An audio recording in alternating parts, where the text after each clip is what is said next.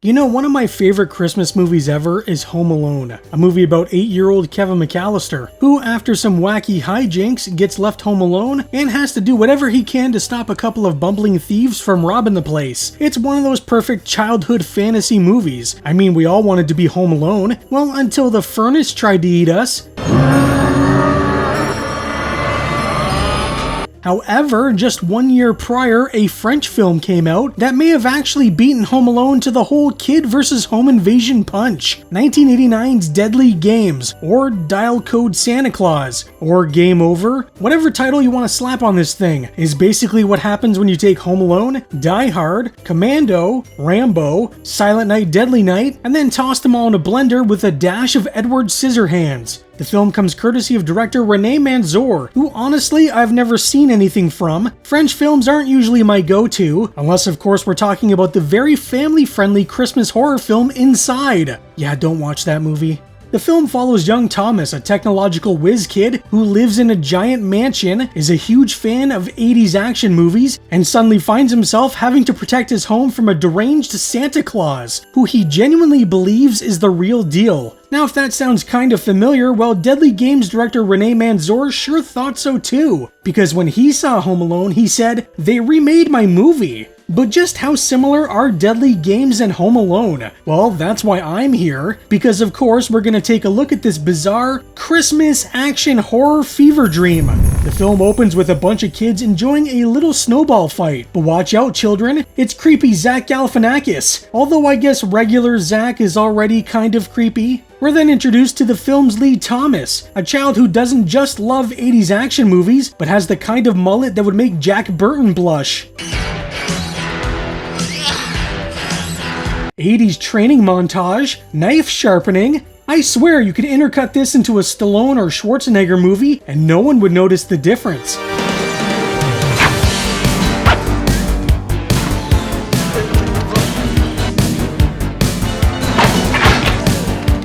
His best buddy is his dog JR, who of course he had to set up a trap for. I want to see this kid against the Predator. One of the really great things about this movie is the camera setups. They're always doing something to make the scene look visually engaging. Like when Thomas is walking across the railing outside this window and nearly falls, only for the camera to pull back and show that it's actually a balcony and that he was never actually gonna fall. It does a good job of playing with the fantastical mind of a child while also keeping things grounded in reality. This kid is also loaded beyond loaded. I mean, he doesn't just have trap floors, but he has an entire PA system set up in his house so he can scream and wake up his poor blind grandfather. When I say Gramps is blind, I mean he can't see shit. Of course, since this movie is about a child, we have to have the trope about one of the parents being dead, and in this case, it's the father. With the mansion, these gadgets, and a dead father, Thomas is one traumatic alleyway away from becoming French Batman.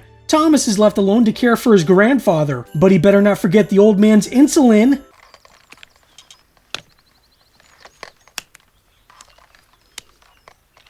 Also, he is not happy that his mom has a new man. Maybe don't grope her when the child's watching? Anyways, Thomas tries contacting Santa Claus through the Minitel, which from my understanding was the internet before the internet. Smartly, his friend P. is like, oh, what if he turns out to be a pervert? Which I think is a valid question. I remember my days on ICQ and I ran into some things that I definitely should not have. Of course, Thomas believes he's talking to the real Santa and tells him if he wants to know where he lives, which honestly Santa should already know, well, he can just visit the boy's mother at work because she has his letter to Santa. Thomas may be a whiz kid with the electronics, but he would be the first to go inside the creeper van. The craziest part is this creeper is able to just walk into a department store and get a job as Santa. I don't know if I would want this man anywhere near children. Thomas is apparently amazing at everything because he can fix cars and drive them as well. Now if only he could have kept his father alive. What, too soon? Please, someone tell me these miniatures don't feel like they came out of Batman Returns or Edward Scissorhands. We get a few of these shots of the mansion that Thomas lives in, and they always give me this very Tim Burton sort of vibe. A lot of the lighting and cinematography in the film actually sort of feels like his style. Thomas is such a whiz kid that he has cameras placed all over the house, which he can watch from his wristband, which I'm sure won't come into play later in the movie. He's actually trying to capture Santa Claus on camera, so he can prove to his friend P. that he's real. Anywho, back at Batman Returns, I mean, is this not the circus gang that terrorized Gotham?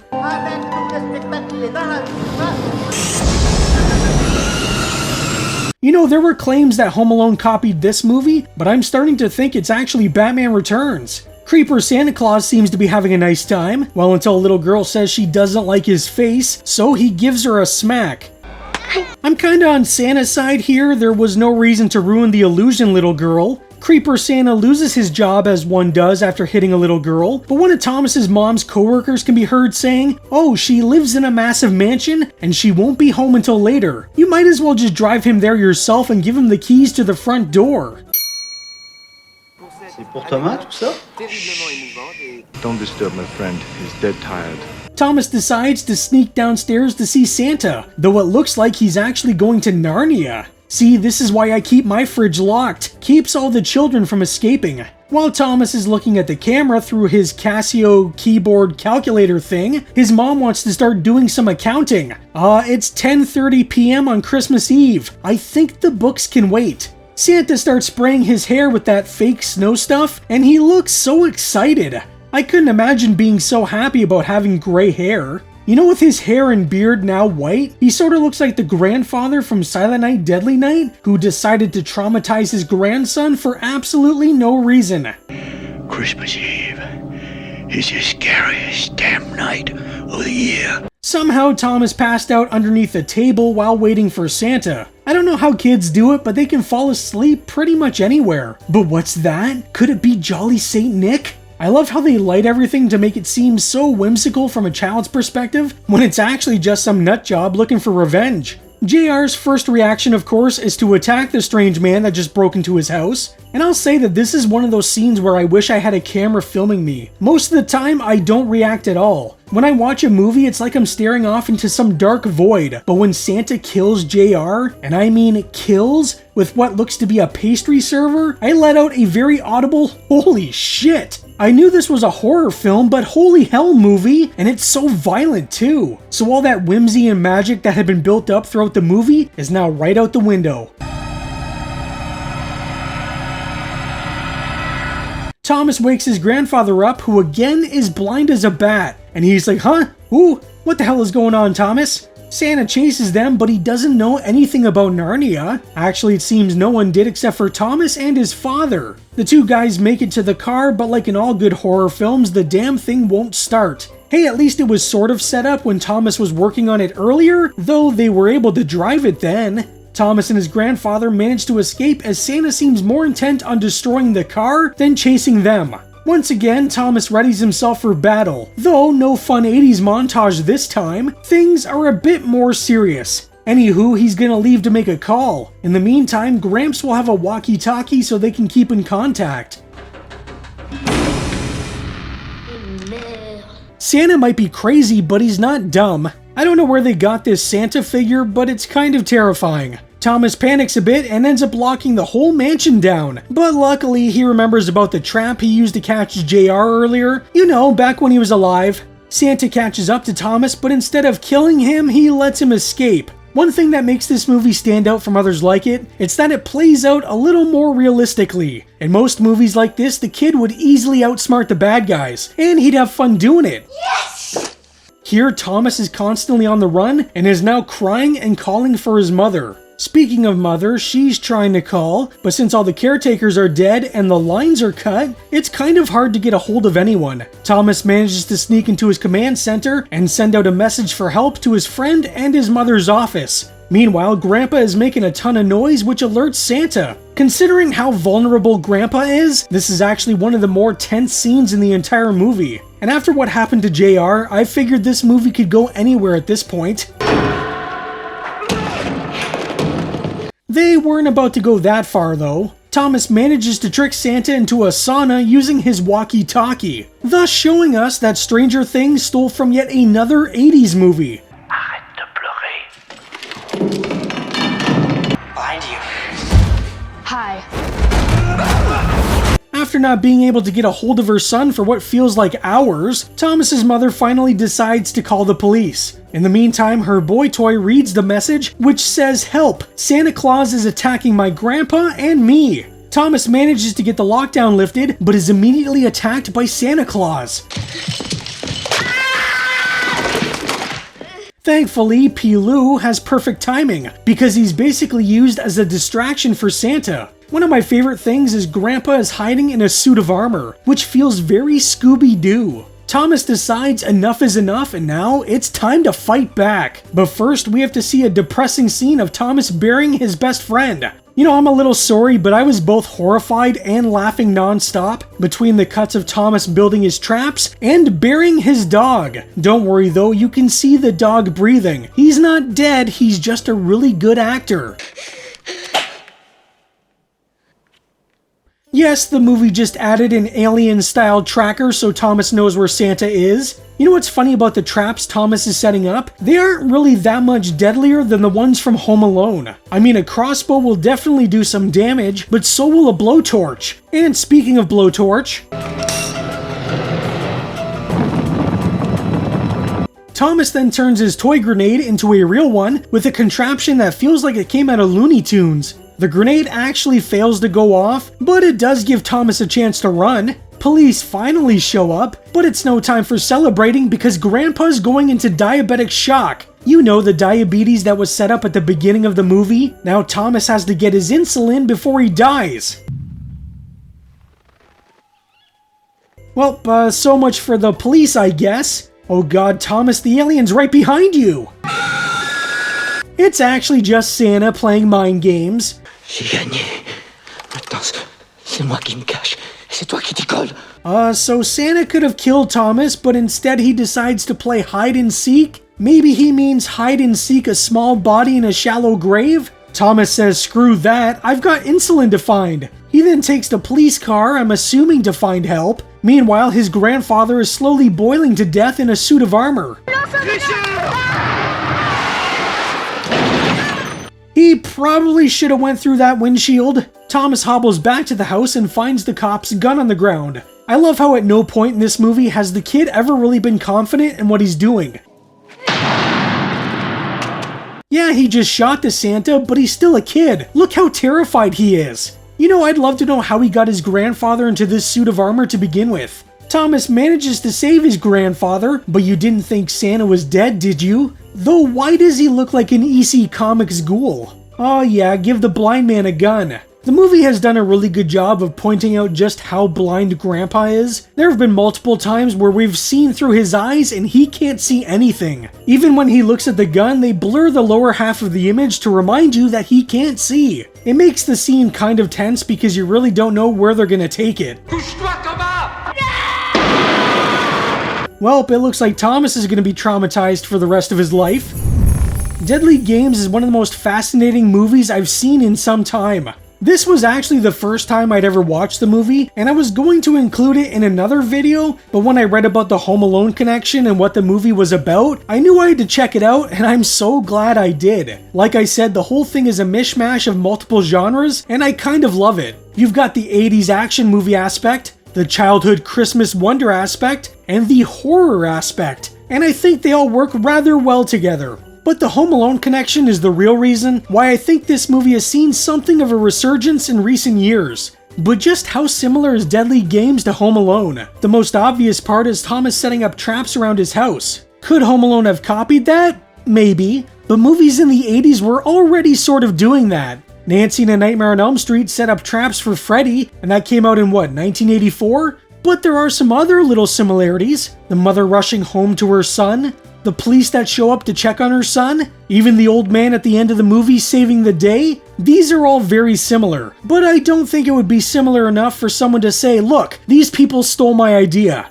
However, Deadly Games director René Manzor felt a little differently. He wrote this movie in 1987, shot it in 1988, and it was being shown around the Cannes Film Festival in 1989. And guess who was at Cannes that year? John Hughes. According to Manzor, an American producer even approached him and said, hey, we should remake this in English. So Manzor actually flew to Los Angeles, showed the movie to the studios, and tried to get a remake deal going. This was all in mid-1989. Fast forward about 18 months, Home Alone drops, biggest Christmas hit of all time, same premise, kid alone at Christmas, giant house, booby traps, home invasion.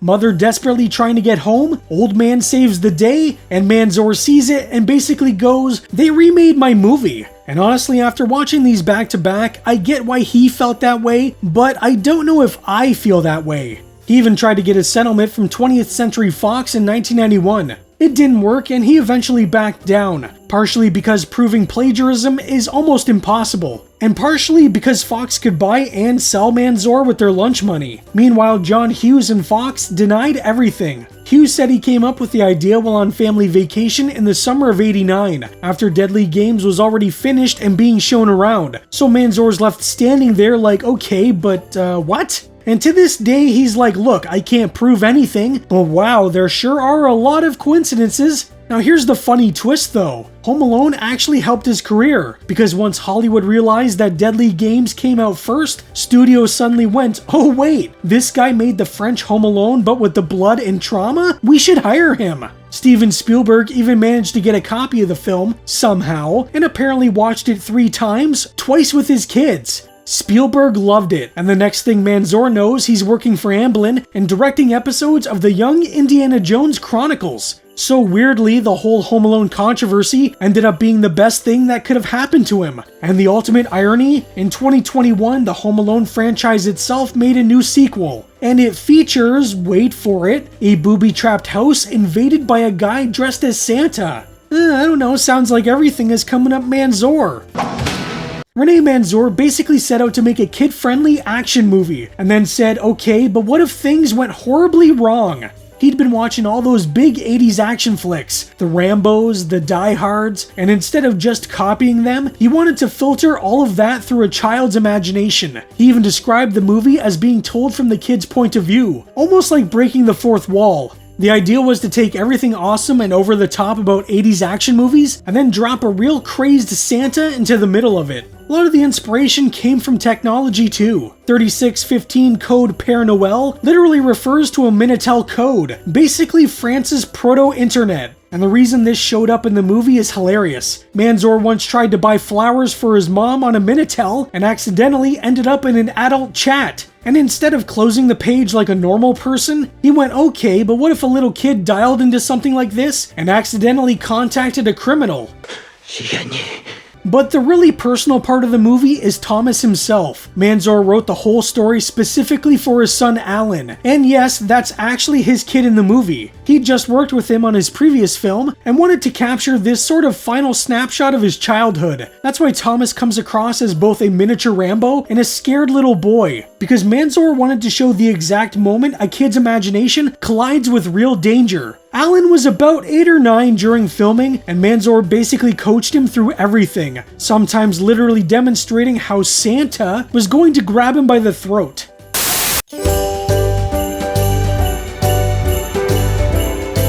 The movie was shot in late '88 on a pretty modest budget, around $2 million USD, which Manzor and his brother raised on their own. The mansion is real, but a lot of the interiors and all the crazy secret rooms were built specifically for the film. And obviously some of the exterior shots of the mansion were miniatures, which is probably why certain shots give off massive Batman Returns and Edward Scissorhand vibes. Manzor storyboarded everything like a madman and really leaned into weird angles and dramatic lighting to make the movie feel like a kid's fairy tale slowly morphing into a nightmare. Oh, and the music? Yeah, that's Bonnie Tyler doing the theme song, because when you think psychotic Santa home invasion, naturally the next step is calling the woman who gave us Holding Out for a Hero.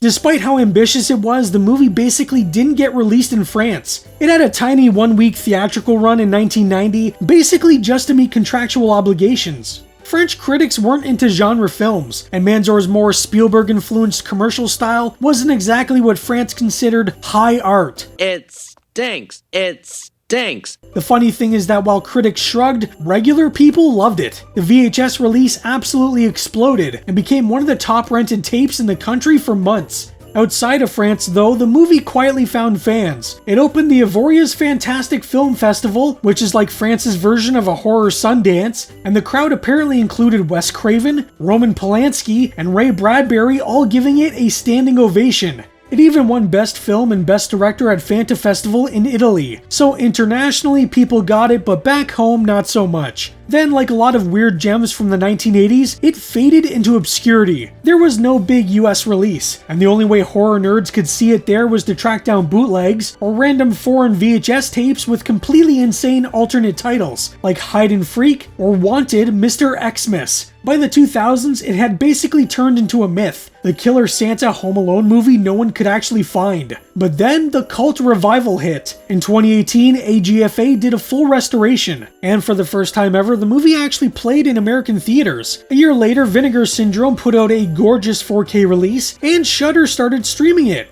Joe Bob Briggs even featured it on The Last Drive-In, which is guaranteed to get it on the radar of just about any horror nerd. These days, the movie gets talked about as one of the great weird Christmas horror films. This strange little blend of whimsy, fairy tale logic, kid power fantasy, and sudden brutal violence. And honestly, watching it now, it kind of blows my mind that this thing almost vanished. It's one of the most creative Christmas horror films ever made, even if it took the world 30 years to figure that out. I'm just kind of disappointed that it took me so long to see it, because I think this one's gonna become a new staple for my yearly Christmas movie watching. But what about you? Have you seen Deadly Games? Or the movie under any of its 100 different titles? If so, let me know down in the comments. Anyways, that's all for today. I hope you're having a great Christmas season, and stay holly jolly!